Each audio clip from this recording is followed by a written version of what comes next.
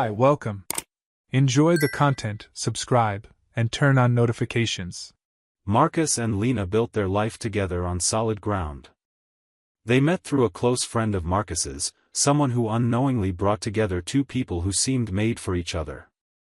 From the start, they noticed affinities that went beyond surface-level interests. They were quiet people who preferred the calm of long conversations over the excitement of big parties. 2 years of dating were enough for both of them to decide to get married and start a simple, yet meaningful routine. Their home reflected that bond. It was a space where silence didn't feel awkward and just being near each other was enough. After work, they'd often cook together, share a plate of pasta or an improvised dinner, laughing at inside jokes only they understood. Nights were filled with TV shows that became traditions, and weekends were spent on shared chores that, to them, carried sentimental value. Marcus worked in tech and saw in that stability something rare. Lena gave off a sense of security, a woman who seemed to have both feet firmly on the ground, without needing grand gestures to prove who she was. The first years of marriage passed without major turbulence. There were occasional arguments, but nothing that threatened their bond. Both valued peace in the relationship and believed the secret lay in trust and respect. But this routine began to change almost imperceptibly when Lena received a job offer from a real estate agency. Marcus was happy for her. He saw the opportunity as a career step forward and a reason to be proud. He believed it would bring new challenges and achievements, not realizing it would also open the door to changes that went far beyond the professional. Starting the new job brought a different energy. Lena came home talking about clients, goals, and the competitive environment. She mentioned two coworkers often, Vanessa and Paige, describing funny situations and curious stories from the office. Marcus listened closely, happy to see her excited. At that moment, he didn't realize these new friendships would grow to have an increasingly heavy impact on his life. Over the following weeks, small signs began to appear. Lena started staying late at the office, saying she needed to invest in networking to close more deals. At first, Marcus believed her. After all, sales required relationships and constant contact. But little by little, their conversations became shorter. Before, she'd show interest in his topics, ask questions, give her opinion. Now, she seemed always in a rush, her mind somewhere else. Despite this subtle shift, Marcus still held on to the image of the woman he had married. He believed that periods of greater work focus were normal. And in fact, nothing outright suggested a serious problem. Still, there was something in the way she talked about Vanessa and Paige that caught his attention. Those names came up in nearly every conversation, always followed by comments about events, hangouts, or future plans. This initial phase of change was quiet, but full of meaning.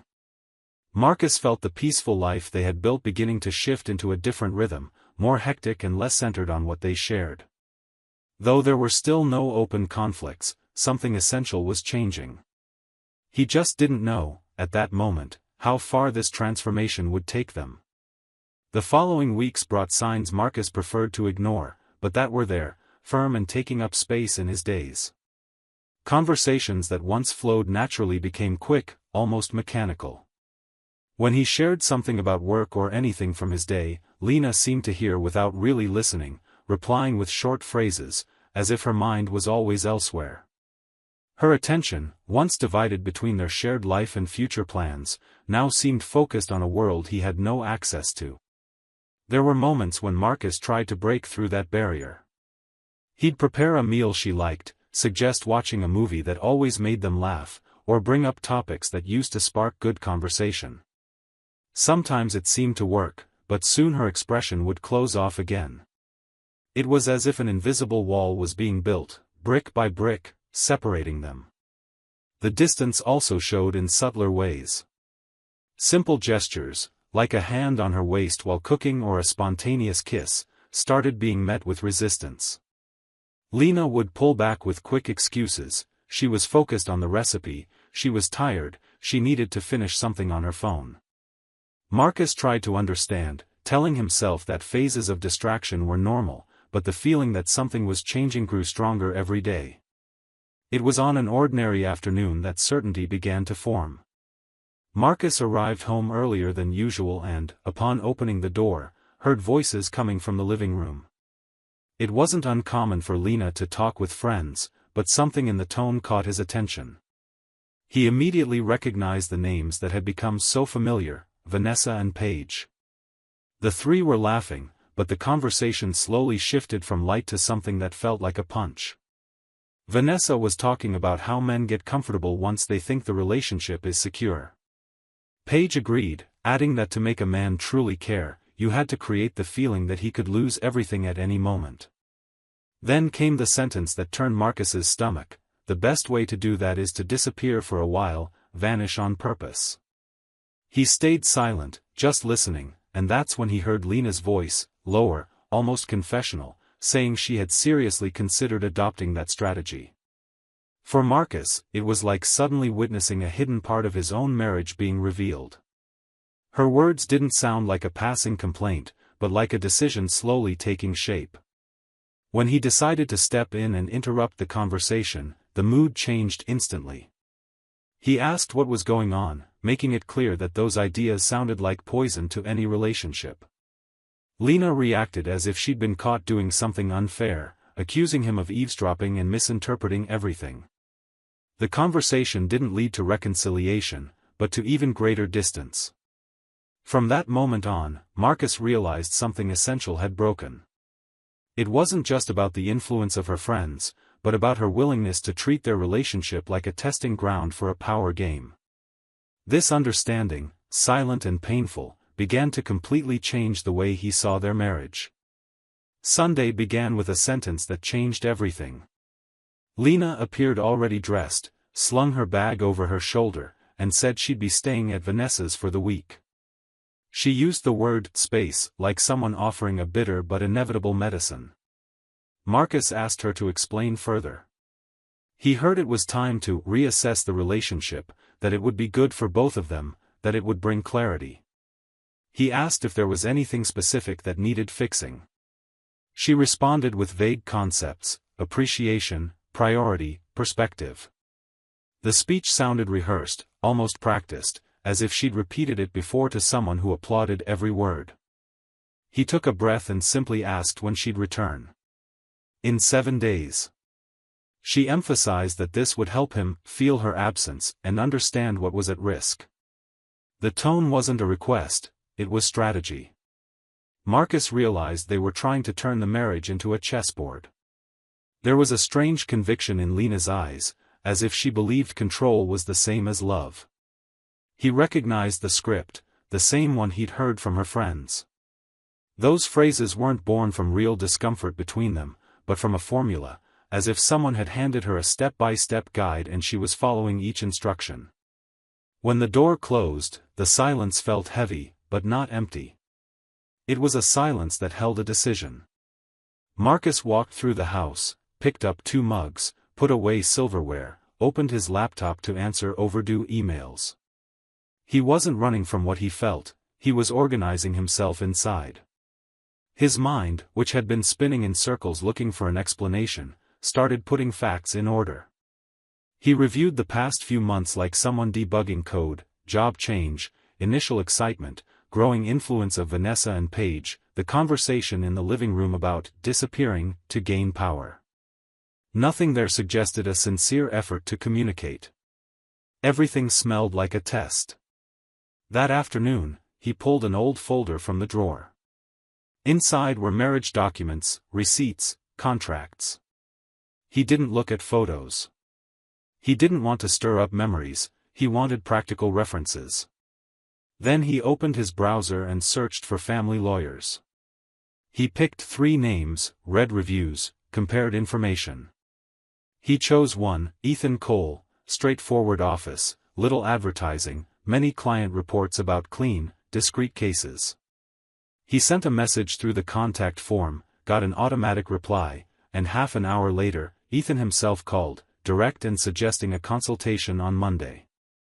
The conversation with the lawyer was a turning point. Ethan listened without rushing and, before talking about paperwork, asked what Marcus truly wanted.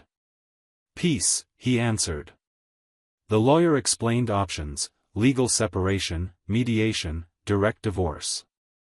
He outlined timelines, costs, and consequences. No exaggerated promises. In the end, Ethan said something that stuck with him: when a relationship becomes a tool for control, choices stop being about love and start being about territory. In territory, the one who wins is the one who clearly defines boundaries. Marcus hung up with a possible plan, simple and honest with himself. On Tuesday at work, he resolved an emergency with the company's system. It was an integration failure that brought down an entire module. The team suggested temporary fixes, band-aids, pushing the problem off. Marcus remembered an old incident with an intern named Ben who insisted on a quick fix that caused even bigger losses the next day. Back then, Marcus took the blame, explained the impact, and did a full rollback. It hurt, but it saved the product. That memory came back complete, with beginning, middle, and end, the mistake, the tough decision, the secure outcome. He repeated the pattern. He canceled the temporary fix, rebuilt the integration with the team, stabilized the system, and sent a clear report to management. When he finished, his mind felt more aligned. In tech, shortcuts are usually expensive. In marriage, they cost even more. On the third night, Ethan sent the initial documents for digital signature. Before signing, Marcus went out to clear his head. Not to overthink, but to check if he was acting on impulse. He stopped by a cafe he rarely visited and saw a scene that stuck with him: an elderly couple, Evelyn and Harold. He heard their names when the server called them. Evelyn complained because Harold had changed the TV plan without telling her. He admitted the mistake, apologized without drama, and suggested they sit down later to adjust the channels she cared about. The conversation was short and mature. Zero games. There was firmness and kindness on the same plate. They laughed and shared a slice of cake. A small, complete story right in front of him: real problem, objective solution, practical reconciliation. Marcus realized this was what he recognized as love: imperfect, but willing to solve things on the same field, at the same table. He went home and reread what Ethan had prepared. No attacks, no angry long messages. Just facts, dates, legal terms. He signed. There was no anger in the act. It was a way to protect what remained of himself and the respect he still had for what they'd lived. He sent the documents, and minutes later, the confirmation arrived. The process had started. On the fourth day, Vanessa sent Marcus a message, something that surprised him: Lena is okay. She needs this time. Give her what she deserves. He read it twice. Didn't reply. He realized the conversation wasn't with his wife anymore, it was with the ideology of someone who treats other people's marriages like interactive TV shows. He deleted the notification and went to water the plant on the balcony. Simple as that. He chose to care for what was alive there, under his responsibility. That night, Marcus's sister Claire called. She'd always been direct. What's going on? He summarized it in 3 sentences, without ugly details. Claire stayed silent for a moment and then shared a story about her ex-boyfriend, Luke. She said one day he showed up with the idea of taking a break to measure how much he'd miss her. She agreed, unsure, thinking it would be 2 days. Luke escalated, disappeared for nearly a month, then came back demanding proof of loyalty. Claire said she learned her lesson there: where love exists, the proof is presence. If you chose divorce, let it be because it's the path to your peace. Not to punish anyone. They said goodbye feeling lighter. Beginning, middle, and end in 3 minutes, attempt at a game, breakup, lesson learned. On the 5th day, Ethan informed Marcus that the petition had been filed and notifications would be sent soon. He suggested Marcus organize the house neutrally, his belongings on one side, hers preserved on the other, accounts and receipts in order. Marcus separated documents, labeled folders, stored memories in separate boxes, without tearing up letters, without deleting photos. Nothing about erasing his own history to pretend it never happened. The past remained as a record of a good phase that had simply gone off track. By the 7th day, she still hadn't arrived, but the scene was already set. On the counter, he left a clear folder with Ethan's documents, plain cover, no resentful note, just what was necessary. Next to it, an envelope with passwords for shared services, instructions for cancellations, and cost splits for the next month. No financial surprises, no emotional drama. Instead of a speech, organization. Instead of shouting, a map. Before leaving for a walk to clear his mind, Marcus paused at the door and did one final honesty check with himself. If Lena knocked on that door asking to talk, he'd agree to speak respectfully. If she came with the same space strategy, he'd stick to his path. This wasn't coldness, it was commitment to a principle. Marriage is resolved face to face, not through calculated absence.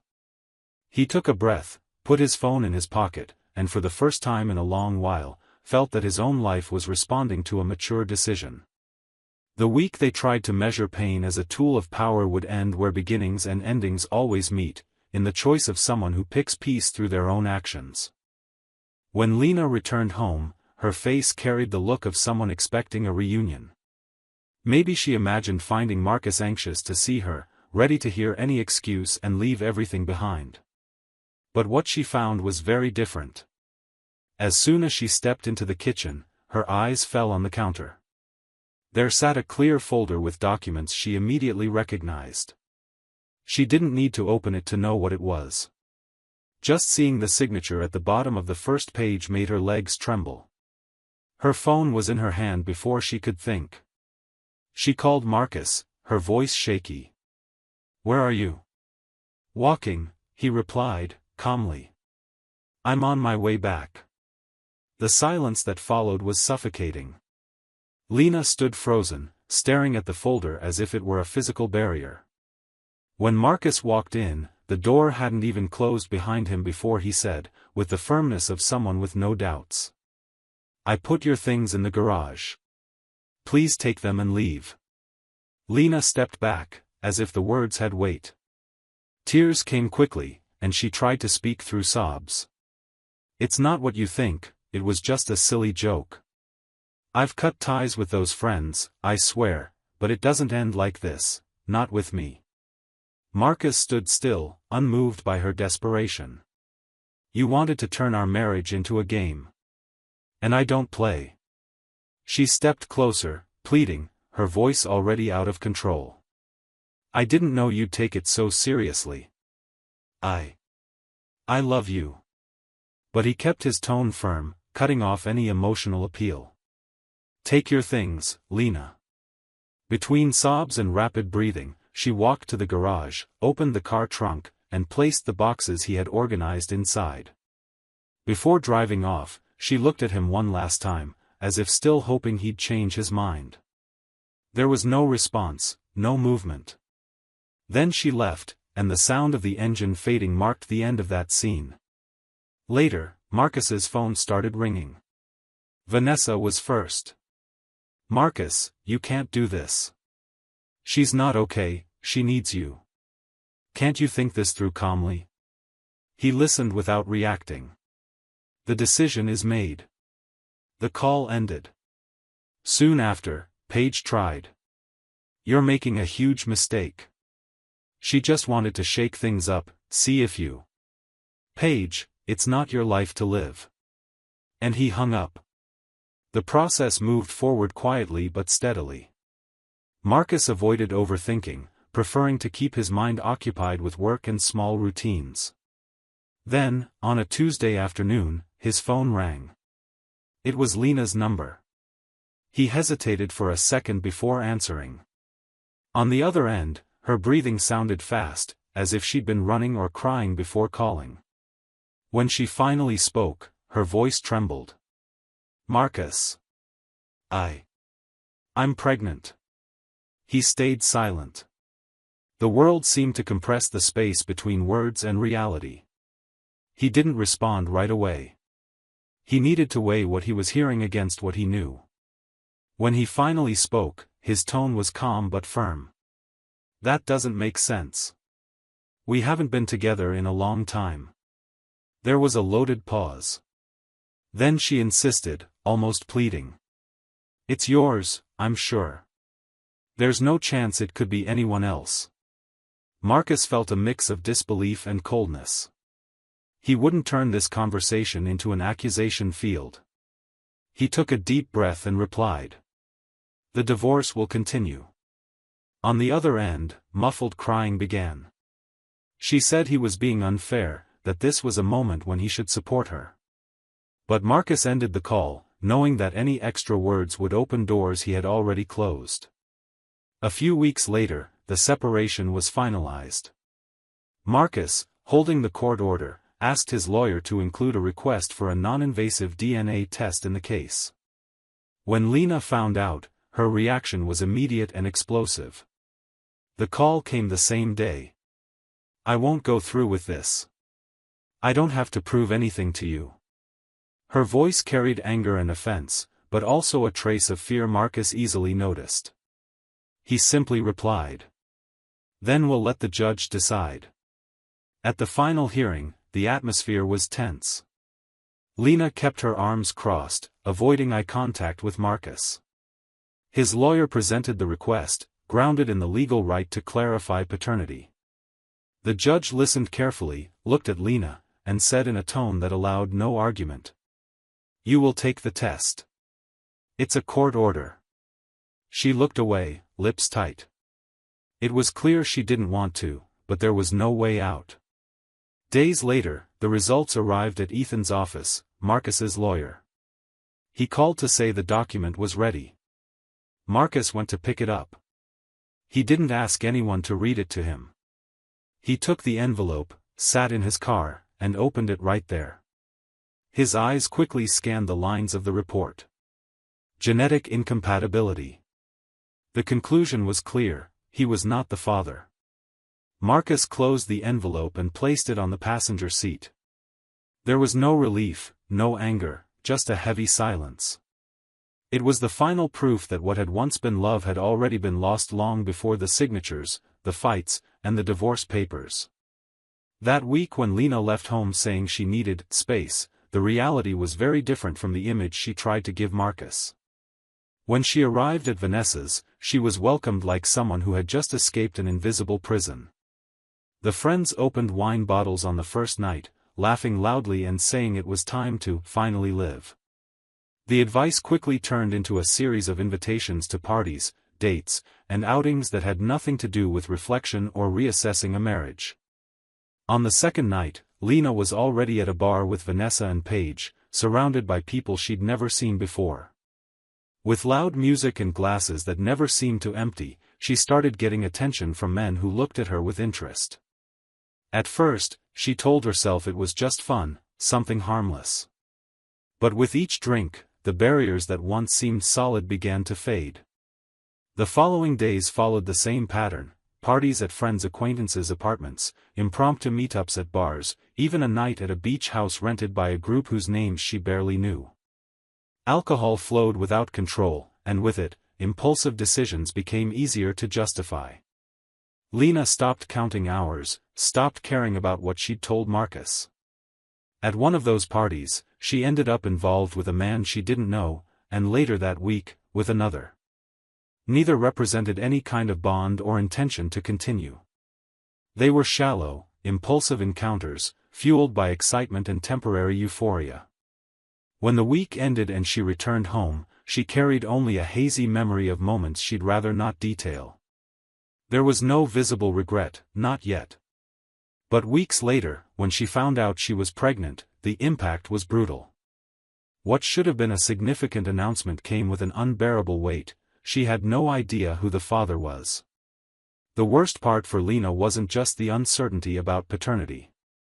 It was knowing that, for Marcus, no explanation could erase what had happened. And deep down, she knew he wouldn't need to know all the details to understand that week of space had destroyed any chance of going back. Thank you for watching the video. If you enjoyed it, don't forget to subscribe to the channel and turn on notifications so you won't miss any updates. See you next time. Hi, welcome. Enjoy the content, subscribe, and turn on notifications.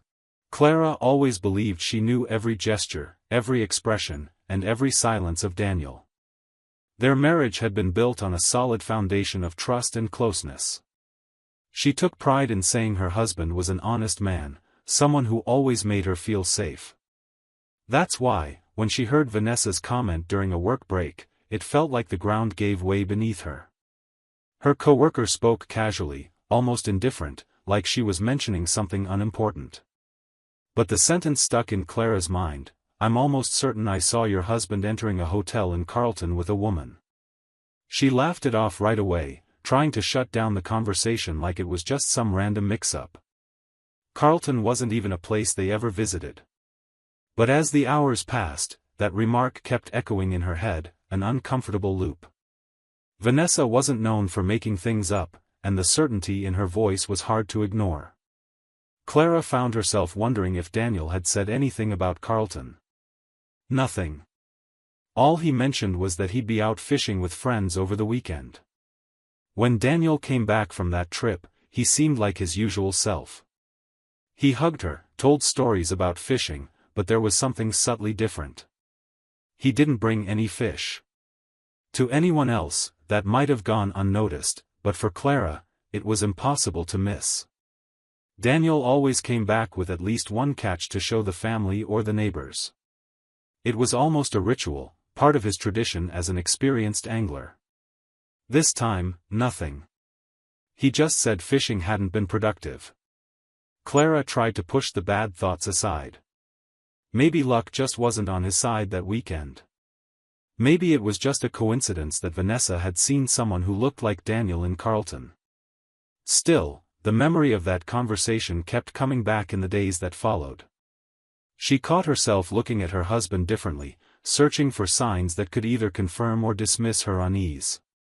She noticed pauses in conversations, answers that were too quick, glances that shifted away whenever she brought up fishing. What bothered her most was the lack of new details in his story. Daniel usually told his fishing adventures with enthusiasm, describing failed attempts, the bait he used, even the color of the water. But this time, he seemed eager to drop the subject. It was like he wanted to avoid her asking questions. That doubt started creeping into the simplest moments. A dinner together didn't taste the same anymore, casual conversations felt loaded with hidden meanings. Clara found herself analyzing gestures and words, searching for clues that would confirm or deny the image Vanessa had described. The harder she tried to act like nothing had changed, the more she realized something inside her already had. She didn't know if she wanted the truth or if she'd rather keep believing in the peaceful version of her life. But deep down, something told her she was only scratching the surface of something much bigger. On Monday, Clara decided she needed answers. She wasn't looking for a fight or a dramatic scene, she wanted facts. Before heading to work, she started with what was always within reach, the household routine. She opened the laundry basket and sorted Daniel's clothes. She folded shirts, checked pockets out of habit, pulled out an old movie ticket he'd kept months ago, a crumpled gas receipt, loose change. All normal. Until she got to his fishing jacket. The piece carried memories of quiet weekends, laughs with friends, photos he liked to show off.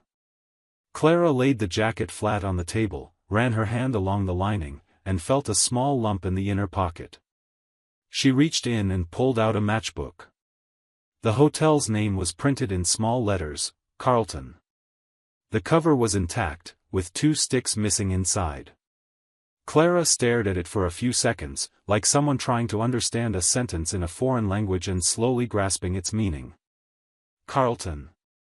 The same town Vanessa had mentioned. A town Clara and Daniel had never stayed in.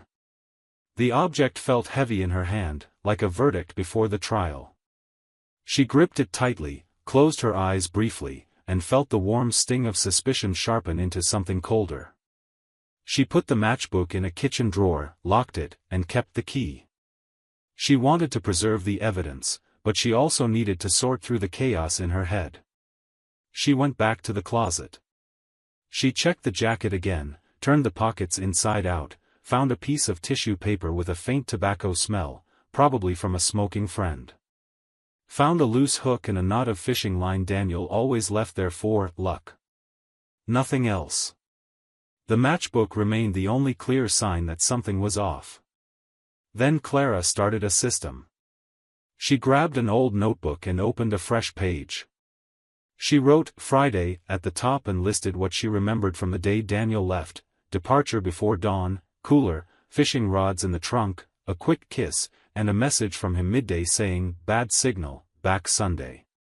On the next page, she wrote Saturday and noted the silence from his phone, then on Sunday, the message, getting back late, tired. Next to it, in smaller letters, she scribbled, no fish. She needed to see everything outside her head, in order, like the story was laid out on a table. She decided to check the bank. She opened the app and looked for weekend expenses. Gas stations, grocery stores, tolls. Nothing about a hotel.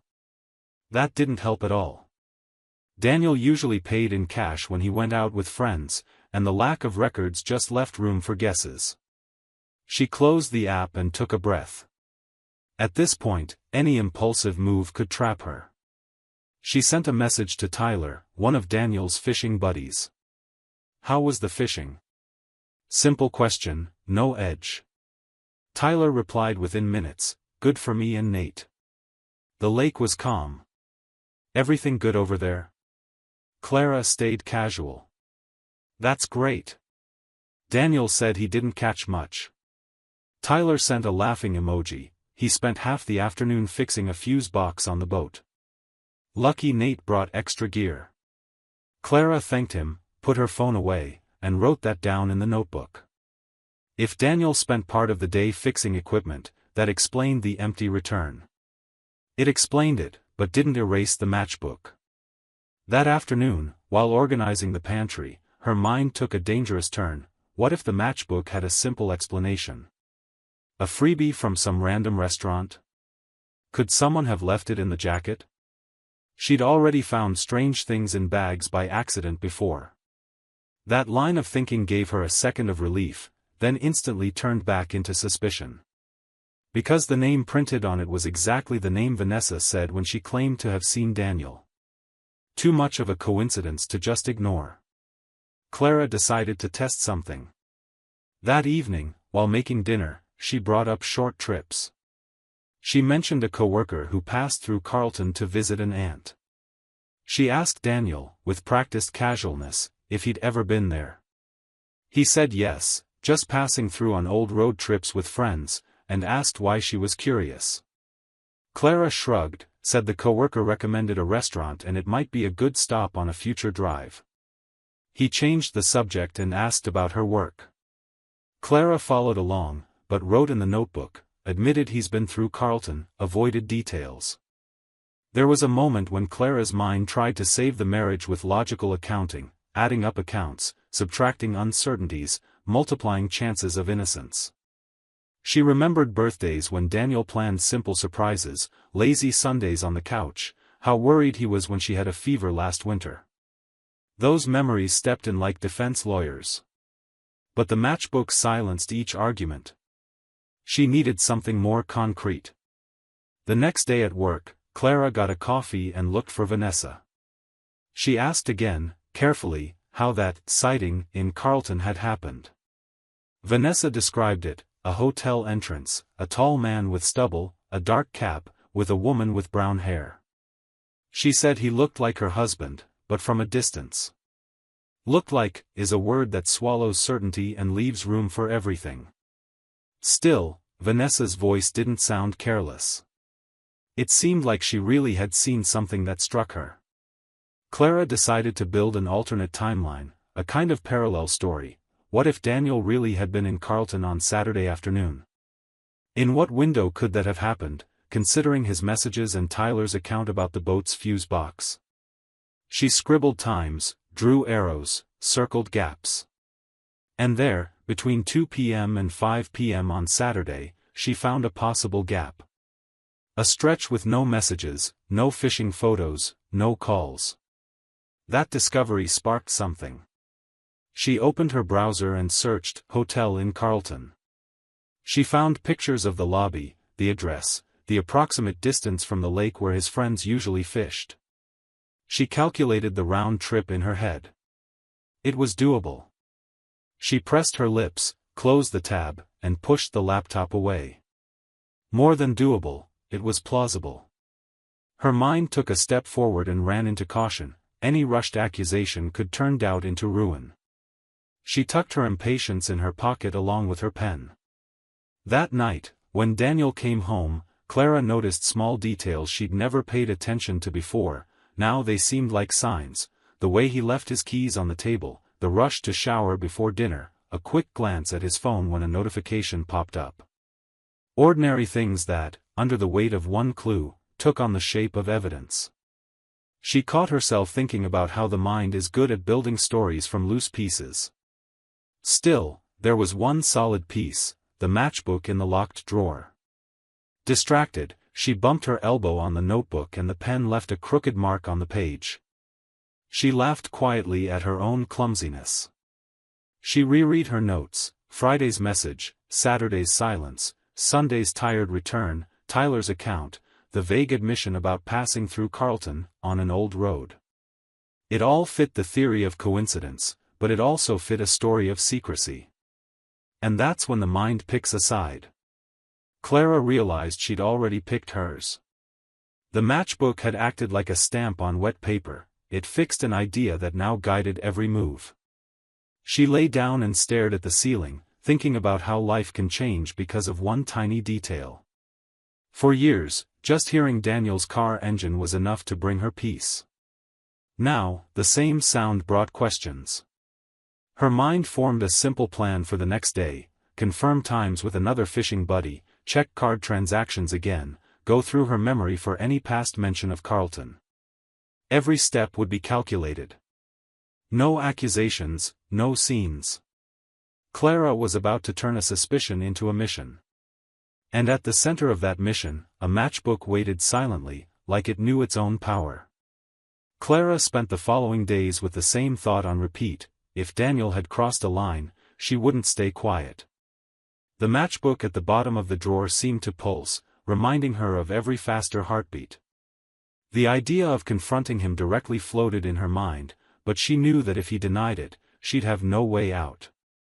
She needed something that would make him feel the same weight she was carrying. That's when the idea of using Julian started to take shape. Julian was new at the company, still trying to adjust to the work pace and the group. He was quiet, but stood out because of his looks and a certain shyness that contrasted with the others. Clara had never really looked at him with interest before. But as her anger at Daniel mixed with frustration, she began to see the guy as an opportunity. If Daniel had chosen to act behind her back, or at least that's how it seemed, then she'd do the same. And she'd do it in a way that would hurt. At first, her moves were subtle. More relaxed comments during conversations, lingering looks, smiles that lasted just a bit longer than needed. Julian responded politely, usually looking away, like he didn't know how to handle the attention. That hesitation, for Clara, only reinforced the idea that he wasn't used to this kind of advance, which made it easier to shape the situation to her liking. As the days passed, she started intensifying the game. She picked clothes that showed off her figure, leaned in close to speak in his ear when she needed to say something, lightly touched his arm in calculated gestures. She watched his reactions and saw discomfort turn into a mix of curiosity and poorly hidden desire. Julian seemed torn between fear and the urge to go along. Vanessa noticed. One afternoon, while they had coffee, she looked at Clara and said straight out, "Are you sure you want to go through with this? He has nothing to do with what you think Daniel did. You could end up hurting someone who doesn't deserve it." Clara thanked her for the concern but dismissed the advice.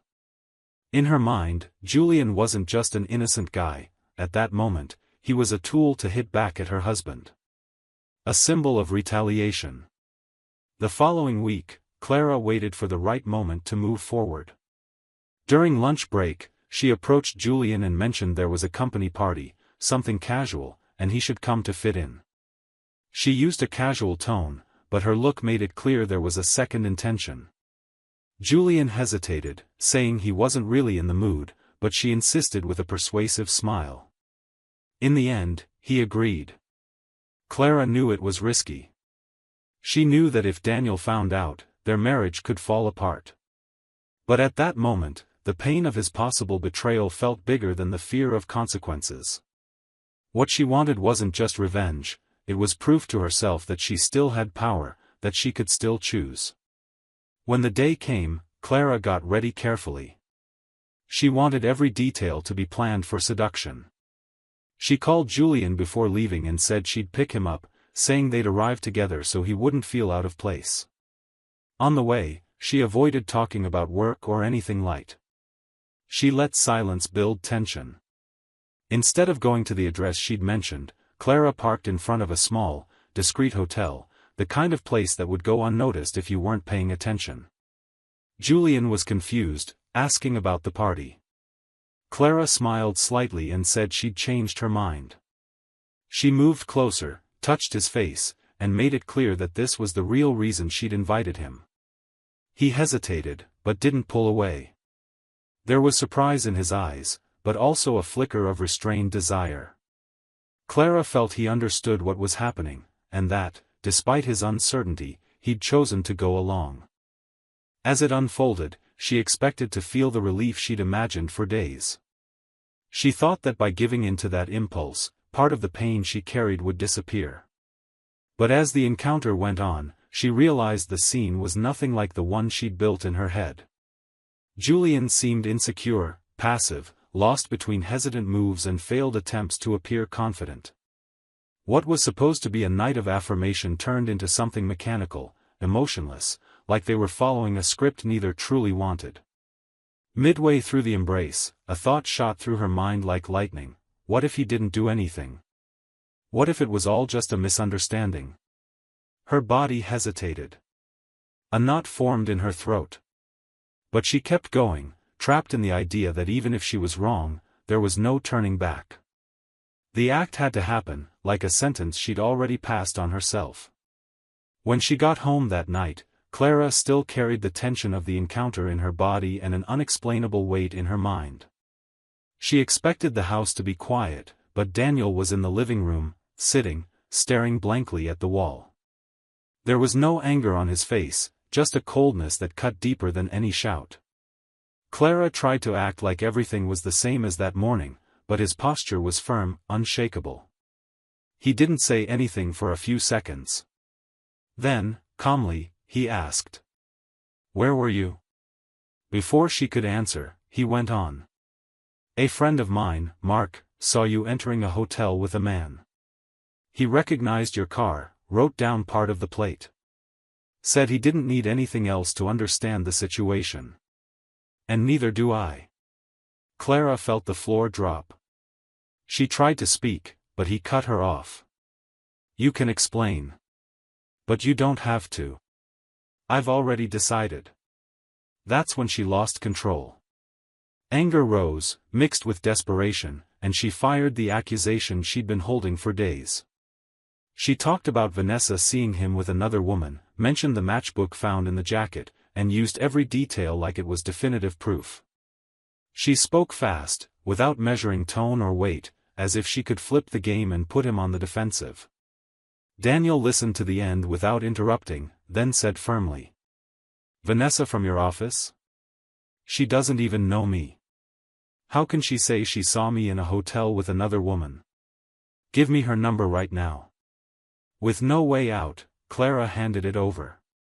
He made a video call in front of her, speaker on. When Vanessa answered and saw Daniel on screen, she was surprised and quickly admitted she'd been mistaken. She explained that when she saw Daniel, she realized she'd never seen him before, and the man at the hotel just looked a lot like her ex-husband. The coincidence in appearance and situation made her jump to a wrong conclusion, and she apologized for the misunderstanding. Clara felt her face burn. She tried to insist on the matchbook as evidence, but Daniel spoke first. He said the jacket had been lent to his friend Nate, the same one who brought the extra gear, while he fixed the boat. Nate wore the jacket while they fished, and he must have stayed in Carlton at some point, and the matchbook was his, probably left in the pocket. Daniel told it all in a neutral voice, like he was reporting something unimportant. With each of Daniel's words, Clara realized the foundation of her suspicions was collapsing. What once seemed solid now sounded fragile, held up only by rushed interpretations and coincidences. The space between them grew heavy, not from fighting, but from his complete lack of willingness to fix things. Daniel didn't ask for justification about Julian, didn't ask for details, didn't show curiosity. He just confirmed he'd seen enough to understand who she was at that moment, and that was enough to end the relationship. Clara tried to argue, but her words came out scattered. Daniel gathered a few personal items and said he'd rather sleep somewhere else that night. As he closed the door behind him, he left her with a silence that screamed louder than any fight they could have had. That silence carried the message that nothing said from that point on would change what was already decided. Clara stood there, feeling blood rush to her face. The sentence he'd just said echoed in her head. "So explain to me, Clara, how could you have the courage to accuse me of being in a hotel with another woman when your own source just admitted she'd never seen me before?" He didn't need to raise his voice for the weight of the question to cut through the air. She tried to find in his eyes some sign of openness, but found nothing but a solid wall, like one had just been built between them. It felt like the conversation had no purpose anymore, because Daniel had already decided the outcome. Clara thought about justifying her reaction, bringing up the matchbook, emphasizing how everything seemed to fit, but she realized nothing would sound convincing after that revelation. Then Daniel said that, for him, the marriage was over right there. He didn't ask for explanations about Julian, didn't want details. He said that even if he'd acted on impulse too, he didn't make decisions based on assumptions. And faced with what he'd discovered, a wife who accused him without proof and then betrayed him based on that same suspicion, there was no trust left to rebuild. His words were direct, without dramatic pauses, like he'd spent days rehearsing that moment.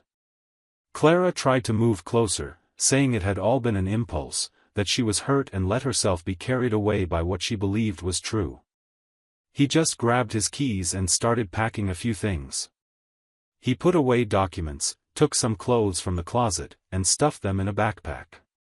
He didn't say goodbye with a hug or any gesture of affection, just said he'd spend the night elsewhere.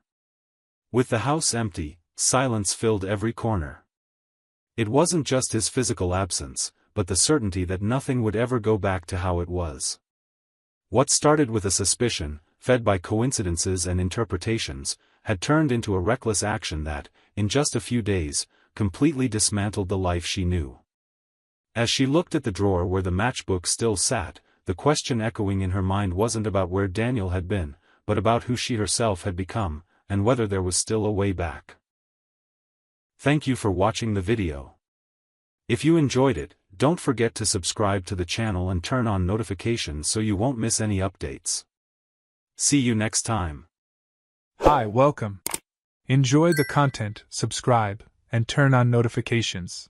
Ethan Cooper had always been known among his friends as someone reliable, loyal, and generous. At 36, he worked as an operations manager at a large logistics company, where he was respected for his flawless organization and ability to solve problems under pressure. His daily routine revolved around meetings, analyzing reports, and making decisions that directly impacted the entire operation.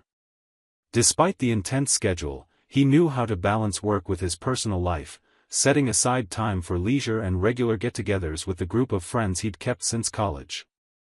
Olivia, his wife, was 34 and worked as an administrative analyst at a well-known law firm in downtown Denver. She was meticulous, dedicated, and highly regarded by her co-workers. Even though her job demanded constant attention to deadlines, spreadsheets, and documents, she maintained a calm demeanor, radiating peace even on the most chaotic days. Among friends, Olivia was remembered for her sharp sense of humor and talent for storytelling, making any conversation more relaxed and fun. The couple had been together for 7 years, and from the beginning, they'd maintained an active social life. Friday dinners at city restaurants, weekend barbecues, and short trips to nearby towns were part of their routine. Their circle of friends mostly consisted of couples who shared similar interests and values, making each gathering a genuinely enjoyable moment. There was an almost sacred tradition of meeting at least twice a month, whether for a carefully prepared dinner or something simple like a game night with wine and snacks. To anyone on the outside, Ethan and Olivia seemed perfectly matched. Their conversations flowed naturally, the glances they exchanged during social gatherings showed deep understanding, and the way one would finish the other's sentences always earned light-hearted comments from friends. Whenever they arrived together somewhere, they were usually greeted with warm hugs and jokes about being the most organized couple in the group. Even in small details, like how they coordinated serving dishes at dinner or remembered each guest's preferences, their harmony was evident. At home, their relationship was built on partnership. Ethan handled grocery shopping and maintenance, while Olivia took charge of organization and the financial side of things. They divided responsibilities without conflict, and both had the freedom to pursue their own hobbies and interests. He enjoyed cooking, especially more elaborate meals on weekends, while she loved decorating and finding new ideas to make their home more welcoming. To their friends, this balanced division of tasks was proof of maturity in their relationship. During social gatherings, the two rarely stayed apart for long. Even when talking to different groups, there was always that moment when they'd come together to share a comment or laugh about something one of them had just heard. Inside jokes, meaningful only to them, were common and often turned into small jokes that could last all night. No public arguments, no harsh gestures. What people saw was always mutual respect and affection. The group of friends, made up of people who'd known them for years, was used to seeing Ethan and Olivia side by side, whether organizing a barbecue, playing card games, or planning the next group trip. To everyone, they were a model of stability. No rumors, no visible crises. The image they projected was of a couple who had found a rare balance, able to withstand the pressures of modern life without losing affection or the joy of being together. At that moment, there was no room for doubt about their relationship. Every gesture, every word, every choice seemed to confirm they were in sync.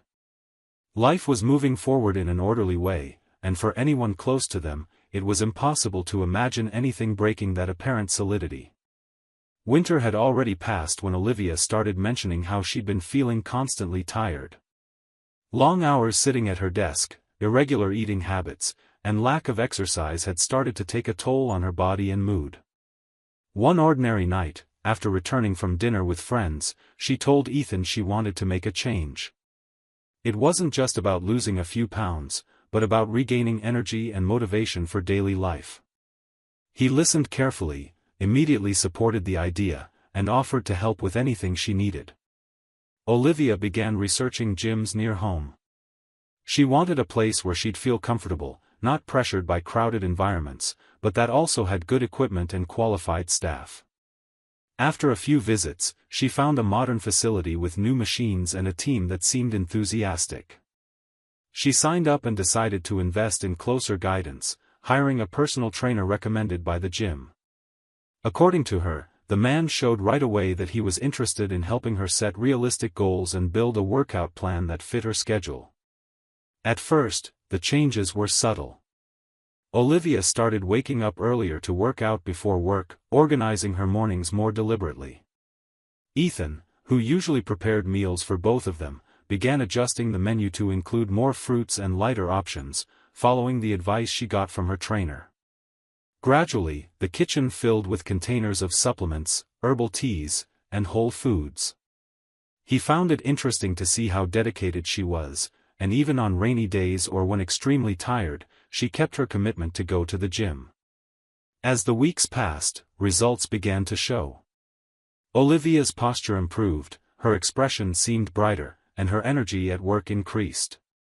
Co-workers started noticing, complimenting her effort and discipline. Ethan also saw her self-esteem rising. She began trying different clothes, trading loose dresses for more fitted pieces, buying athletic shoes, and even changing her haircut to match this new phase. In conversations with friends, he didn't hide his pride, speaking about her transformation with a satisfied smile.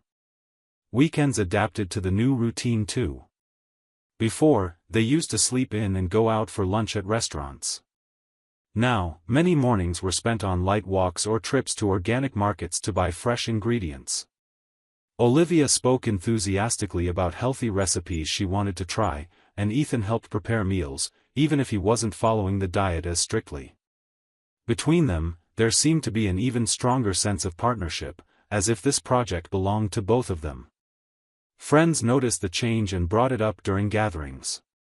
Some said Olivia looked younger, others asked about her workouts or requested diet tips. She responded eagerly, sharing stories about new exercises and how professional guidance had been essential.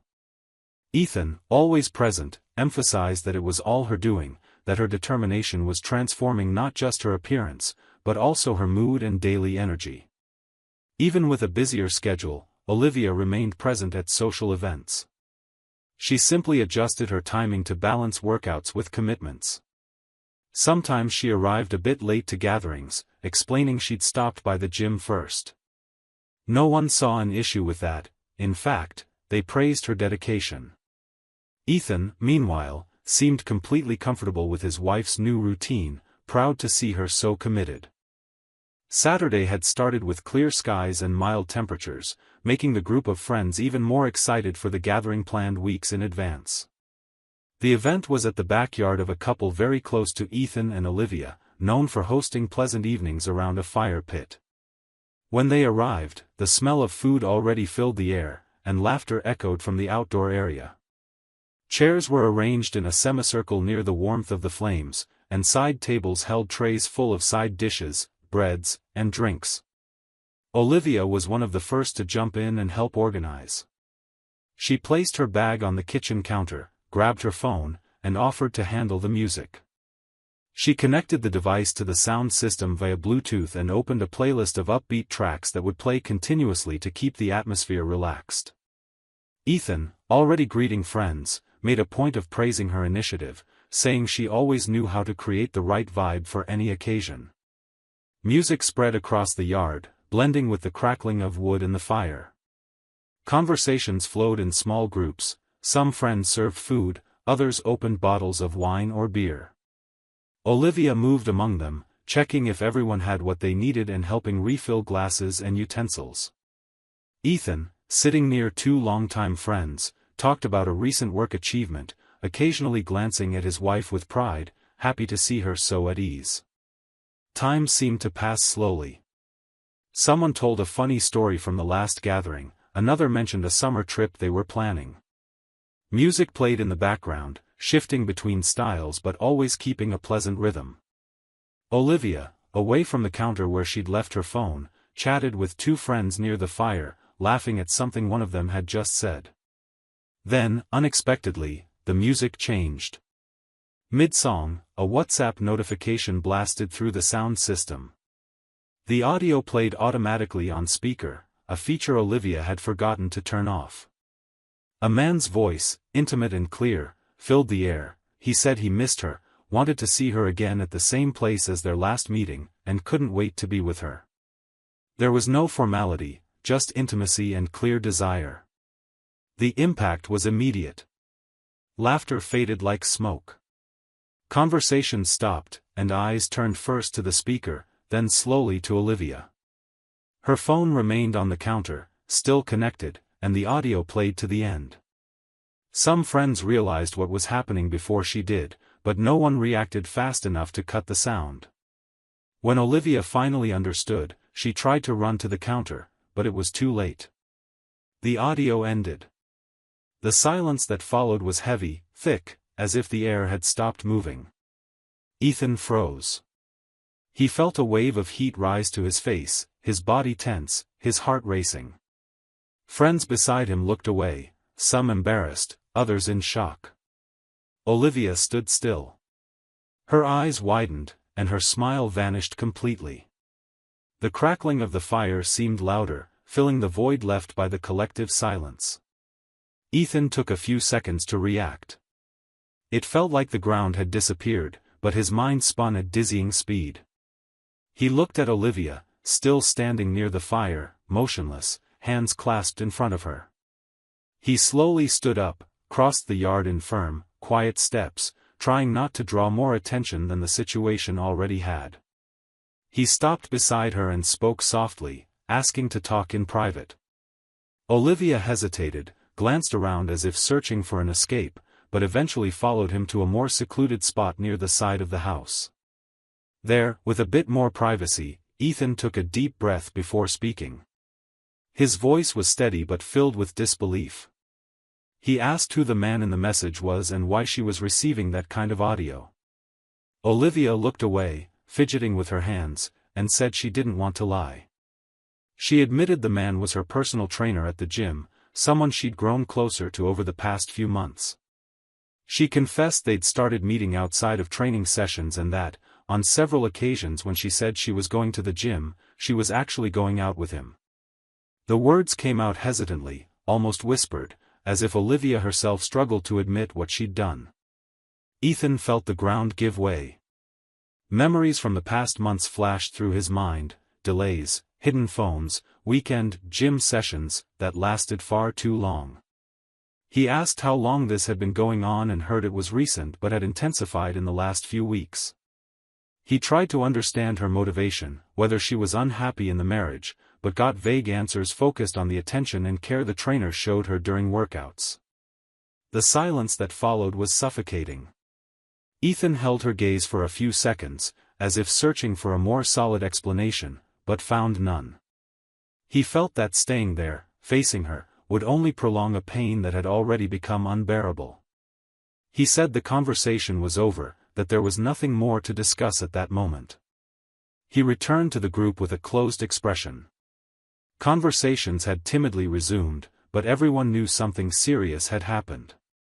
Ethan thanked them for the evening and apologized, saying he needed to leave. His tone left no room for questions. Olivia appeared shortly after, saying nothing, and they walked together to the car.